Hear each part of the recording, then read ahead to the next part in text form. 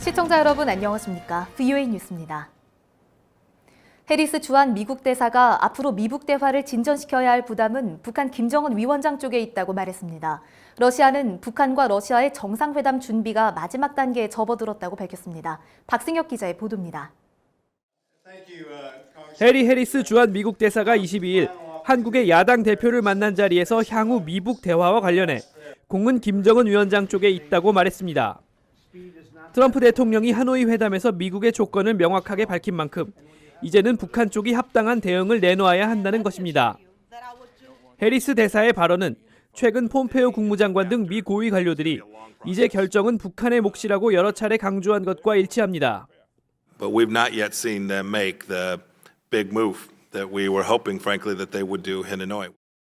한편 러시아 크렘린궁은 이날 김 위원장과 푸틴 대통령 간의 북러 정상회담이 이달 안에 열릴 것임을 시사했습니다. 드미트리 페스코프 크렘린궁 대변인은 현지 언론에 회담 준비 작업이 마지막 단계에 접어들었다면서 정상 간 만남은 4월 말 안에 이루어질 것이라고 말했습니다. 크렘린궁은 이날도 정확한 정상회담 날짜는 밝히지 않았지만 오는 25일쯤 러시아 블라디보스토크에서 열릴 가능성이 큰 것으로 관측되고 있습니다. 앞서 미국 국무부는 지난주 러시아 모스크바를 방문한 스티븐 비건 대북정책 특별대표가 러시아 외무부와 북한 문제를 논의하고 왔다고 밝혔습니다. 국무부는 비건 대표가 이고르 모르굴로프 러시아 외무차관과 만나 최종적이고 완전히 검증된 북한 비핵화, 즉 FFVD를 논의했다고 확인했습니다. 국무부는 또 미국과 러시아가 향후 북한 문제에서 발생할 수 있는 틈을 메우기 위해 계속해서 대화하기로 했다고 밝혔습니다. VOA 뉴스 박승혁입니다. 미국 전직 관료들이 중국은 이미 북한과 원하는 목표들을 이루어 북한의 비핵화가 아닌 현상 유지만을 원한다고 말했습니다. 또 김정은이 이달 말 북러 정상회담을 통해 새로운 대미 협상 지렛대를 모색할 것이라고 전망했습니다. 김칸희 기자가 보도합니다. 브루킹스 연구소가 미중 외교 40년을 주제로 개최한 토론회에서 미국 전직 관료들은 중국과 미국의 대북 접근법이 근본적으로 다를 수밖에 없다고 지적했습니다. 데이비드 시어 전 국방부 아시아태평양 담당 차관보는 중국이 북한에 대한 영향력을 유지하기 위해 대북 제재를 느슨하게 이행한다고 말했습니다. Some Chinese ships are engaged in the illegal transfer of oil, for example, on international waters.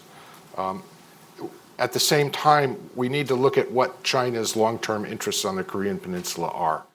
반면 미국의 목표는 영향력이 아니라 비핵화인 만큼 미국은 중국의 강력한 대북 제재 이행을 계속 압박해야 한다고 밝혔습니다.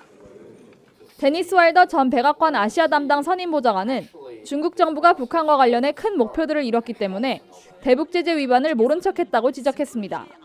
What they wanted was a shutdown of the nuclear test site. They wanted an end to the nuclear testing. They wanted a better relationship with Kim and the North Korean government. I think they have achieved majority of their goals. 또 곧 열릴 것으로 알려진 북한 러시아 정상회담은 하노이 정상회담 실패에 대한 김정은의 작은 도발이라고 말했습니다. 하노이 회담에서 영변 비핵화와 제재 해제를 맞바꾸자는 북한 제안이 거부당하자 새로운 대미 지렛대를 모색한다는 것입니다. He's trying little provocations.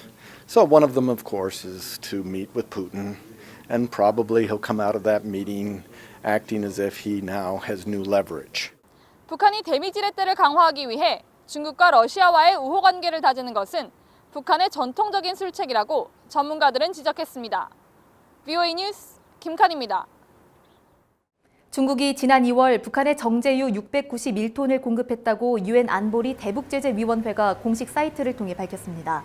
북한이 연간 공급할 수 있는 정제유 상한선의 약 1%에 해당하는 수준이지만 지난 1월 공급한 479톤보다는 약간 증가한 규모입니다. 앞서 러시아는 올 1월과 2월 북한에 1,358톤의 정제유를 공급했다고 안보리에 밝혔습니다. 이에 따라 중국과 러시아가 올해 2개월 동안 북한에 공급한 정제유는 총 11,528톤으로 안보리가 정한 연간 상한선의 약 19%에 해당됩니다.